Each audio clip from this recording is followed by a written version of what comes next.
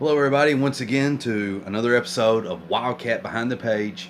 And I don't know what episode this is. It's either like 4 or 5. I actually deleted another episode before I started the filming of this one.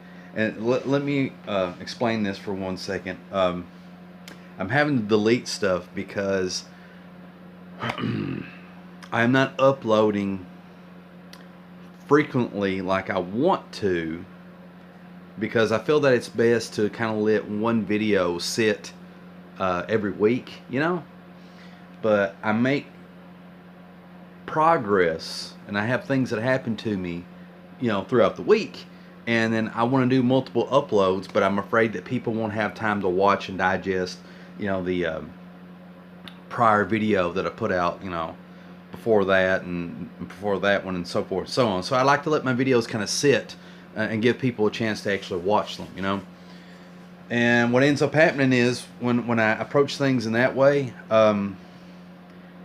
the last video that I have recorded on my phone and stuff like that, it ends up not being used because a lot of the stuff in it is either not as cool or as relevant to what my current situation is. And another thing is, I like to record stuff and kind of have it in the can on my phone because of my work schedule. I may get busy, and I like to have something that's already pretty much made, and I can just upload it, and that way stay kind of like on a schedule. Well, anyway, let me give you a progress report of what I was going on in the world of Wildcat. As always, just fast forward through, any of this video. It shows my face, and I may timestamp this video down below. Don't hold me to that, but I'm going to try to start doing that, so that way you can actually get to the art and the drawings and stuff that you actually want to see. But I do have art and stuff coming up later in the video, as always. So I got the cover inked, I got the first page inked, and I got sort of half of the page of page 2 inked. And just to keep my enthusiasm level high, I went and did a mock-up color of the cover. So what I did was I took a picture with my phone, uploaded it to GIMP, which GIMP is a really cool, awesome free software that is comparable to Photoshop. Okay, it's totally free, and it's it's Linux based, but you can use it on Windows or anything. It's awesome. It's an awesome little program. And so if I ever do digital coloring, I usually use it. Anyway, so I kind of wanted to do like a little mock color of the cover to kind of get a gist of things and to see how it would look using certain colors and that sort of thing. And I'm kind of surprised with how it turned out. It was very quickly done, within an hour or two, maybe. And so there's lots of mistakes in it. This is not meant to be the cover. It's more like kind of like a guide stone of, like, when I go to work on the cover or when I hand it over to the colorist. However it ends up, whoever ends up coloring it can look at it and like, okay, this is kind of like what I like and what I don't like based on this thing that I just colored. Okay. Gee, I can't sit still. Can't get comfortable. I'm not taking my feet and I'm curling them underneath my chair. It's kind of weird, isn't it? There's like these scuff marks on the bottom of my chair where I prop my feet up on the chair. It's one of these chairs that's got wheels on it, so it's got like this 3-pronged thing on the bottom of it, and I rest my feet on those sometimes. Not really relevant to this whole conversation, but still, What else do I got to report? Well, not too much, I guess. I mean, I've always got stuff going on, but I made me a to-do list, and for anybody that knows me, I'm pretty famous for doing to-do list ad nauseum. Like, if if I ever die one day soon, you know, God forbid, and that sort of thing. But if it ever happens to me soon, and people start rummaging through my crap, they're going to find to-do list after to-do list after to-do list, and and most of those to-do lists are never finished. But I got a new one for this year, and a lot of it's like, you know, I need to message this person or message that person, because I'm really bad at that. I need to look at this thing, look at that thing. I need to do this, this, this, and this. I need to buy this, this, this, and this. I need to make this video and that video and this other video.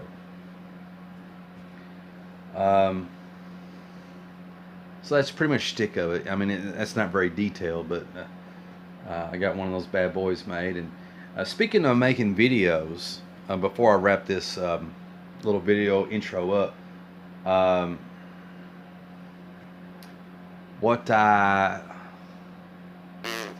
sorry, my brain's going farting. What I want to do is I want to continue to try to grow my channel, and it's really important to do that, in my opinion. I mean, I think anybody that's an artist that's on YouTube should be very focused on growing your channel, because the more eyeballs that you get viewing your stuff, then more likely then you'll connect with people that have similar interests, that want to invest in what you're doing, you know. And that's what I want to do, you know. So I'm continually thinking of ways to boost these numbers, to get more and more people to, you know, watch my stuff, and maybe they'll get the comic whenever it's finished. That aside, or whatever, the videos that I'm working on is, I got a couple of video series that I will release infrequently. I've got one called Mental Junk Food, where mainly I talk about comic book news or sci-fi news and that sort of thing.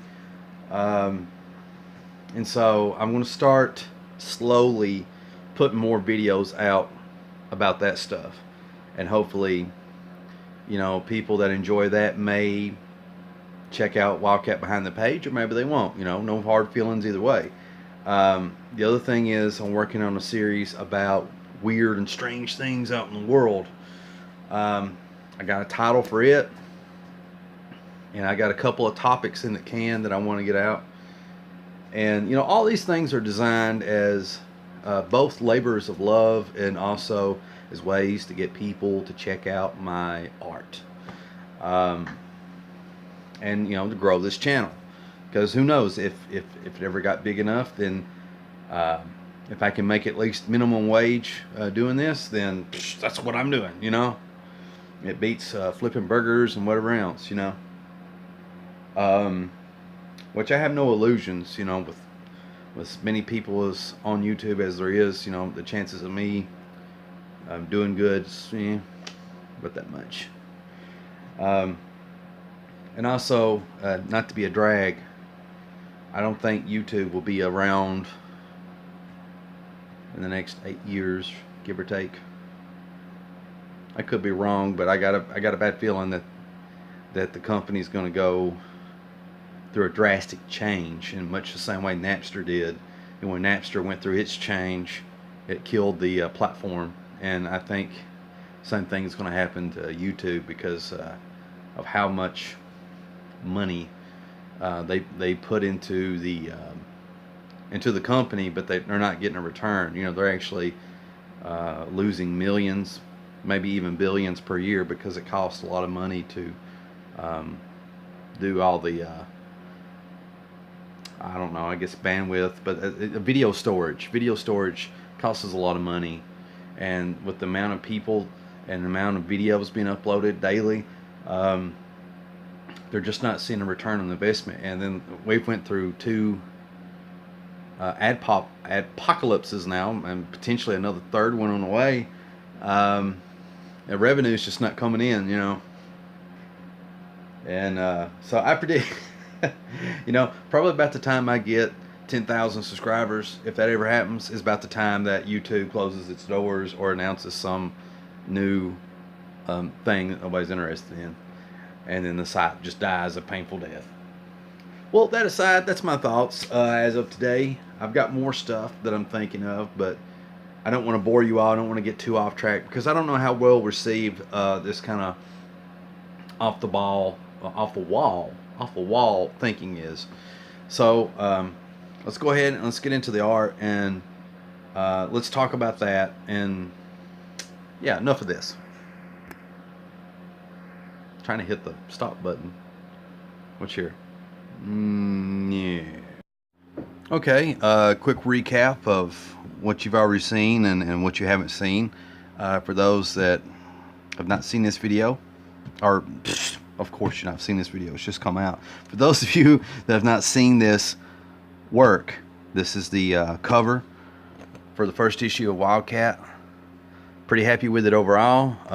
As I mentioned before, I kind of like to add some more things to the tombstone, either like crack it up quite a bit or add claw marks or bullet holes. And the reason is, it isn't so much to try to overdo it, but like there's a mystery about who this man is, and I don't want people to get too caught up on the tombstone because the tombstone's irrelevant, you know. But at the same time, you know, people trying to figure out, you know, who this guy is, and so I kind of want to obscure anything that could be like a name or something on the tombstone. So yeah, I thought this turned out really good. I'm very happy with it, and I'm so thrilled to finally have a cover, because if you watched any of the stuff I did in the 100 Days of Making Comics, I really struggled with finding a good cover layout design for the first issue, you know, because you want to knock it out of the ballpark, I would assume. And I feel like I've done that, but, you know, that's my opinion, doesn't make it the truth, you know what I mean? Alright, let's move on to the second page 2 of Wildcat. So here's the inks with this. I'm very happy with the inks on this page. I feel like that I accomplished my mission of telling the type of story that I wanted to tell with the ink pen. That sounds kind of stupid, but what I'm trying to say is I'm happy with the inks as far as like sticking to the feeling that the original pencils gave to this artwork.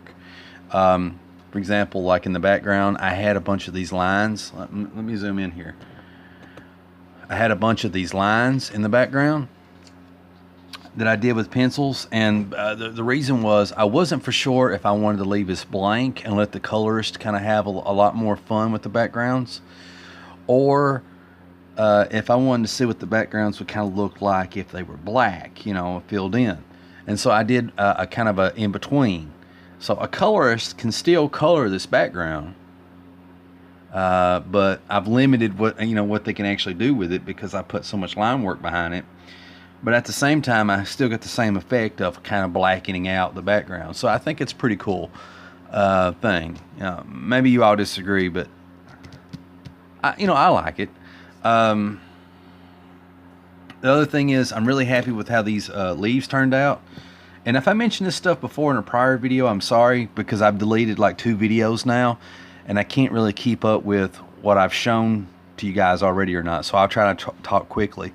But I'm happy with the way that I rendered a lot of these leaves, and I used a white gel pen to create the effect of outlining these because I didn't want to get them lost into the background, you know, because everything's just so similar. But once it's colored, I think it will pop out more, you know. Coming over to here, looking at the second panel, talking like the micro cars guy at lightning speed, I did like this kind of shading effect in the background, and this was just done with pencil.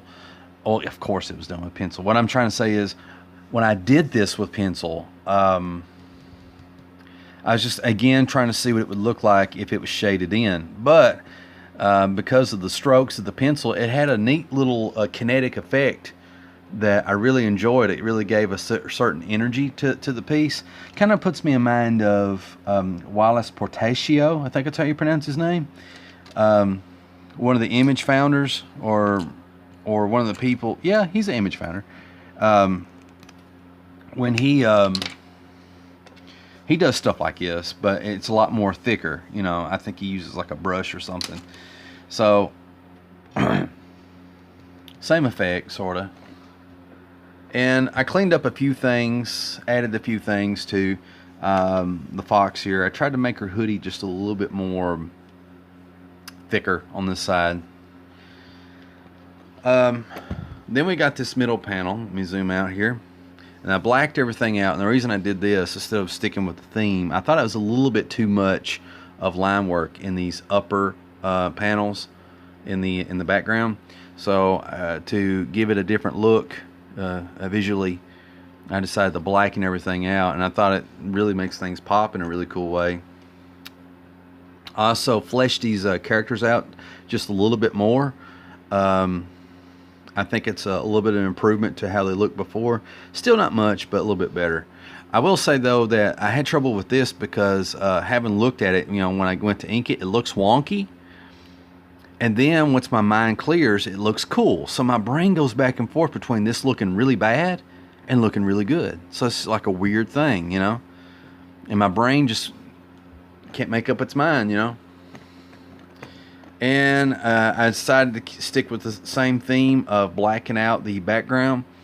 And happy with this.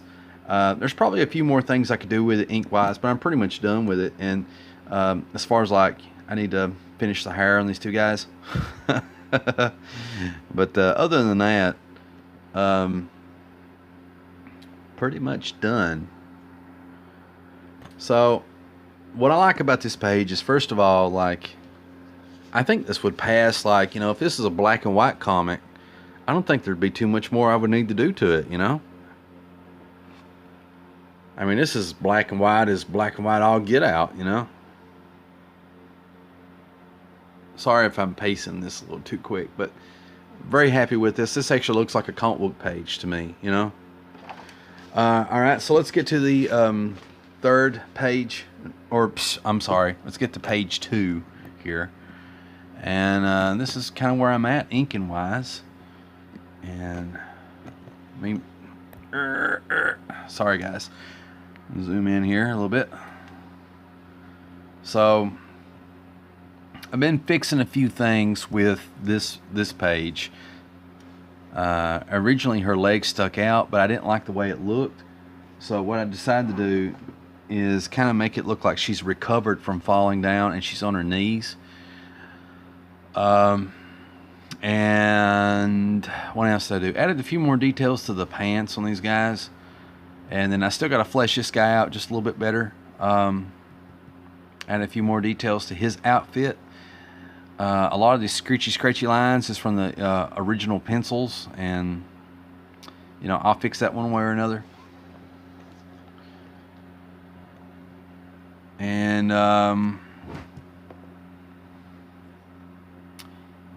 yeah, I'm happy with this. My only thing is the guy's head, I think, needs to be a little, maybe about that much shorter. Have his bald spot end right there, you know, instead of way up here. And the reason is I actually modeled this character after a actor, you know, that I had in mind that would be perfect for this guy. I mean, he's probably going to be older than dust if this was ever turned into a movie. Not saying that it would be, but if it was. But that guy, I had a guy in mind as this particular villain. Then we get down to this page and we start to see just how unfinished I am with it. But I've been taking my handy dandy brush, and I've been doing a lot of details with the tree, because I find that a brush works really good doing organic based stuff, you know, circular curvature type lines. It's really good for slapping on blacks really quick, and it's just it speeds up the process quite quickly. For everything else, you know, I use, you know, like just a regular, you know, fine point ink pen, or sometimes even a Sharpie, or a white gel pen. And where's my fancy pen at? One of these stapler.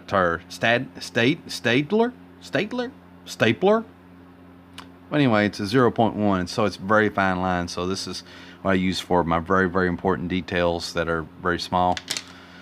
So that's my go-to crap so far.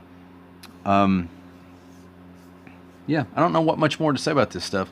So what I'm going to do now is just get a final gander at this. I'm sorry if I'm wobbling this camera too much and causing a little bit of it's not dysphoria, it's not dyslexia, it's what do you call that? Sort of like vertigo, but whatever. Anyway, sorry about that. I got one final thing to show you guys, and it's probably not going to show up good. I'm going to show you on my laptop some mock-up colors, and then we're going to end this video and then go with that. Okay, let's go ahead and pause this. Okay, guys and gals, here it is. This is the mock-up of what the cover could look like if it was colored and had a little bit of basic lettering on it. Let me zoom in here just a little bit. So I'm going to tell you right now, the colors actually look a little bit better in person.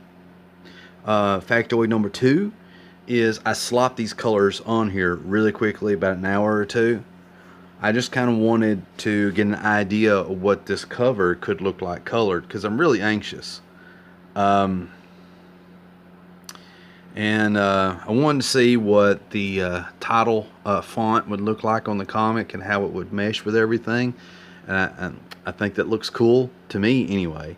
I don't know about to you guys.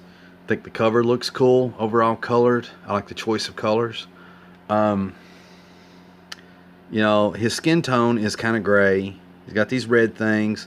All that's settled. The one thing that's not settled in my mind is the color of his rocks on his arm. You know, I thought to myself, maybe I could fish sticks. Maybe I could do the rocks kind of gray, but his skin's already gray, so that contrast won't be there. And I think contrast is kind of important because it makes things pop. So just for the heck of it, I tried red and I tried purple, but the red really stood out. The only problem is Hellboy has a red arm, but his whole body is red. So you know, there's a little bit of Hellboy to this, and it really wasn't intended, but still very cool, right? And you know, I may end up sticking with this. I don't know. And let me see if I can zoom here. Zoom in a little bit. Oh shucks, what did that do? There we go.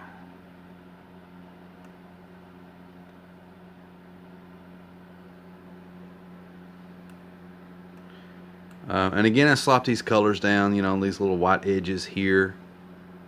It's just me working quickly, you know. And there's more of the shading of this red that I could have put here or there. And then, you know, like these trees, I kind of just blobbed on some brown. I didn't add any highlights from the secondary light source from the moon or nothing. You know, there's a lot that I did not do.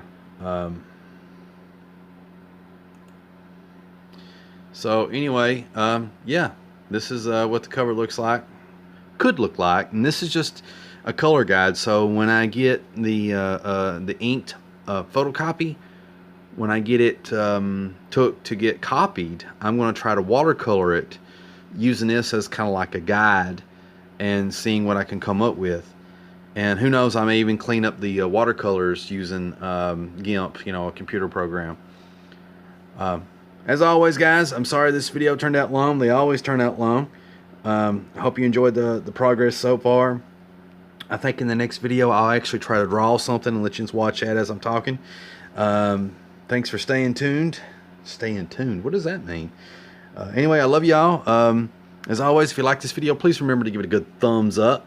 And as always, if you really like this content, remember to subscribe and follow to be kept up to date to all the latest shenanigans that I got going on. And I will see you all in the next video.